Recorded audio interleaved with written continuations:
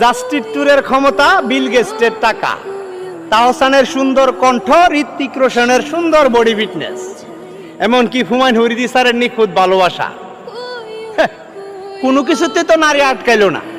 আর ওই সমস্ত মানুষগুলোর তুলনায় আমি আর কি দুলার সমানও না। তাহলে আমার নারী আমার ভালোবাসা পায় আটকায় থাকবো আর আমার জন্য অপেক্ষা করব? এটা কোনো কথা?